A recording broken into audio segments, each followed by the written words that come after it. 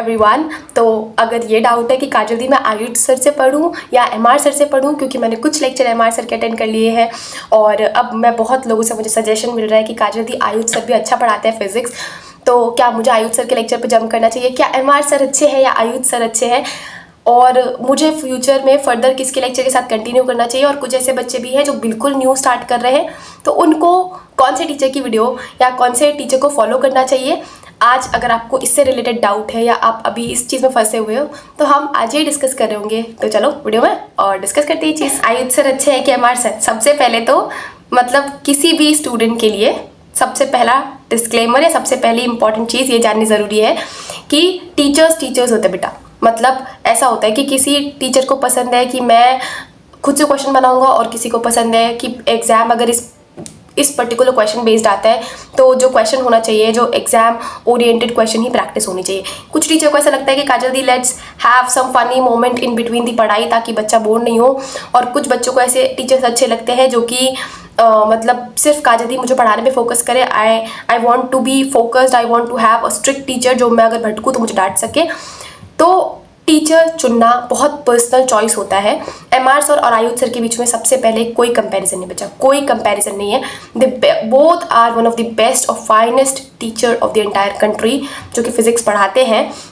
लेकिन बस इसलिए डाउट क्लियर करना ज़रूरी था क्योंकि बहुत कॉमन डाउट था कि दी मैं किनको फॉलो करूँ। तो मैं तुमको कुछ चीज़ें बताऊंगी दोनों टीचर्स के बारे में। अगर तुम जिनकी तरफ तुमको लग रहा है कि काजल दी इनसे पढ़ना मेरे लिए बेटर है, आप उनकी तरफ जा सकते हो, ठीक है।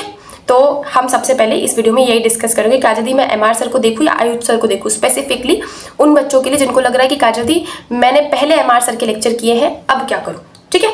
तो सबसे पहले देखो, नोट्स की अगर हम बात करें तो नोट्स तो दोनों ही टीचर वैसा कोई खास नोट्स नहीं बनाते हैं कि थ्योरी लिखवा रहे हैं, नहीं।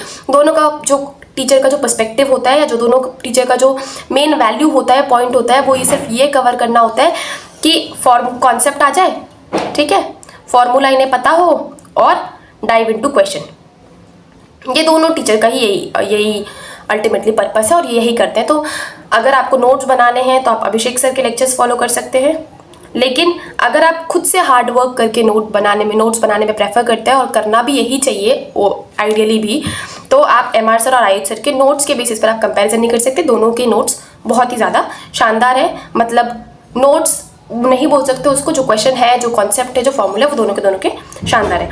अब बात करें नंबर ऑफ क्वेश्चंस और किस तरह के क्वेश्चंस करवाते हैं, तो देखो सबसे पहले अगर मैं बात करूँ ना तो नंबर ऑफ क्वेश्चंस जो है क्लास में वो एमआर सर ज़्यादा करवाते हैं कंपेरेटिवली, ठीक है। कंपैरेटिवली ऐसा कोई वो नहीं है, आयुष सर भी क्वेश्चंस करवाते हैं, लेकिन number of question MR sir ज़्यादा करवाते हैं। और जो एमआर सर क्वेश्चन करवाते हैं, जो एक चीज़ डिफ्रेंशिएट करती है दोनों को, एमआर सर को और आयुष सर को, तो जो एमआर सर क्वेश्चन करवाते हैं वो काइंड ऑफ उनका जो कॉन्सेप्ट होता है, उनका जो पूरा पर्पस होता है कि हम पीवाईक्यू बेस्ड या एग्जाम बेस्ड क्वेश्चन प्रैक्टिस करवाएं। क्योंकि मैंने बताया ना, हर टीचर का एक पर्सपेक्टिव होता है कि अगर पेपर एग्जाम से आ रहा है तो मैं एग्जाम बेस्ड क्वेश्चन प्रैक्टिस करवाऊँ, राइट। तो एक ही होता है कि एमआर सर का जो पूरा का पूरा कॉन्सेप्ट रहता है कि वो पीवाईक्यू बेस्ड क्वेश्चन प्रैक्टिस करवाते हैं या एग्जाम बेस्ड, चाहे वो नीट हो या जेई हो, पर वो जितना भी कॉन्सेप्ट, जितना भी क्वेश्चन प्रैक्टिस रहता है उनका पर्पस ये रहता है कि बच्चे को एग्जाम ओरिएंटेड प्रेपरेशन करवानी है, तो जो क्वेश्चन होना चाहिए वो भी एग्जाम ओरिएंटेड होना चाहिए। एमआर सर के लेक्चर के क्वेश्चन ज़्यादा है कंपैरेटिवली। आयुष सर की बात करें तो आयुष सर जो है उनके जितने क्वेश्चंस दिखते हैं वो पीवाईक्यू तो जो करवाते हैं। आयुष सर खुद से क्वेश्चन बनाना ज़्यादा प्रेफर करते हैं। आयुष सर को क्वेश्चन खुद से बनाना अच्छा भी लगता है और वो वैसे ही क्वेश्चन सॉल्व करवाते हैं ताकि मतलब दोनों में मतलब अगर अगर जो सर हैं वो खुद से क्वेश्चन बना रहे हैं तो उसमें एक नया फॉर्म ऑफ कॉन्सेप्ट रहता है कि अगर सेम लेवल ऑफ क्वेश्चन जो एग्जाम में मैं चाह रहा हूँ वो नहीं आया तो the student should be able to solve it out in any form, ठीक है। तो आयुष सर के क्वेश्चंस यूजुअली वो खुद बनाना प्रेफर करते हैं। अब हम बात करते हैं उन स्टूडेंट्स की जिनको थोड़ा सा डाउट है कि काजल दी मैं न्यू स्टूडेंट हूँ, मतलब मैं बिल्कुल ज़ीरो से स्टार्ट कर रहा हूँ, बिल्कुल ज़ीरो से, ठीक है। और कुछ ओल्ड स्टूडेंट हैं जिन्होंने पहले एमआर सर के लेक्चर्स देखे हैं, मतलब ड्रॉपर्स हैं जिन्होंने एमआर सर के लेक्चर देखे हैं या आपने अभी भी स्टार्ट किया था, आपने एमआर सर का लेक्चर देखा था, तो आपके लिए सबसे पहला सजेशन तो ये होगा जो भी ओल्ड स्टूडेंट हैं कि आप एमआर सर के लेक्चर कंटिन्यू कर सकते हैं।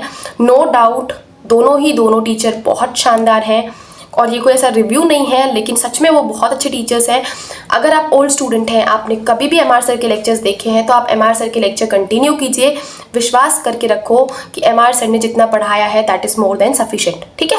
दूसरा, जो भी न्यू स्टूडेंट है और आजकल मतलब तुमको ऐसा लग रहा है कि Kajal di I want to have a teacher with more of energy, क्योंकि आयुध सर में जो एक चीज़ अच्छी दिखी या अच्छी दिखती है वो है उनका एनर्जी का लेवल, उनका एंथुजियाज्म का लेवल, जो कि बहुत बियॉन्ड वर्ड्स है। तो अगर आप न्यू स्टूडेंट हैं और आप बिल्कुल ज़ीरो से स्टार्ट कर रहे हैं तो आप आयुध सर के लेक्चर के साथ जा सकते हैं, ठीक है।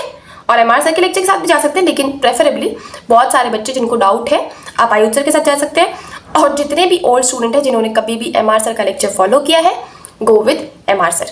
Again I am telling you कि टीचर अच्छा या बुरा, सही या गलत नहीं होते, वो गुरु होते हैं, उनका कोई कंपैरिजन नहीं होता।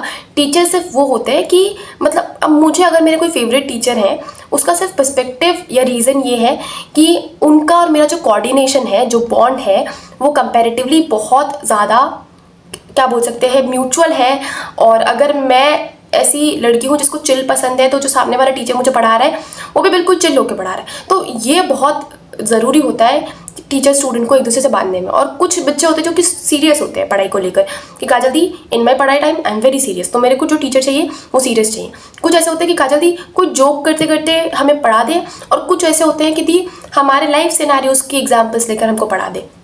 यही डिफ्रेंशिएट करता है बस एक इम्पॉर्टेंट चीज़ को, कि किसी को कोई टीचर अच्छा लगता है, किसी को कोई टीचर अच्छा लगता है। तो अल्टीमेटली यही बताना था कि देखो, अच्छा बुरा कोई टीचर नहीं है, ना MR सर अच्छे हैं, ना आयुध सर अच्छे हैं, ना MR सर बुरे हैं, ना आयुध सर बुरे हैं। मतलब पूरा अगर नेशन उनको एज अ बेस्ट टीचर मानते हैं बिकॉज वो डिज़र्व करते हैं the hard work they use to put. मैं एक बार MR सर का एक कम्युनिटी पोस्ट देखा था मैंने, शायद उन्होंने लॉन्गेस्ट लेक्चर ऑन यूट्यूब लिया है। तो the dedication he put in his hard work, in his work is beyond words. और जो एनर्जी आयुध सर में है वो भी बियॉन्ड वर्ड्स है, क्योंकि ऐसा लगता है जैसे कि अंदर से जब एनर्जी फ्लो होती है ना बहुत अच्छी, तो वो एनर्जी बाहर रेडिएट होती है। वो आयुध सर में वो उनका वो ऑरा और उनका वो कामनेस और उनका वो एनर्जेटिक वाला नेचर है। तो तुम्हें कौन सा टीचर पसंद है, सबसे पहले तो मुझे ये बताना किन टीचर को तुम फॉलो करते आए हो, ये बताना। और इसके अलावा अगर कोई डाउट है तो just do let me know in the comment section. मिलेंगे मैं नेक्स्ट वीडियो में। Bye bye, take care.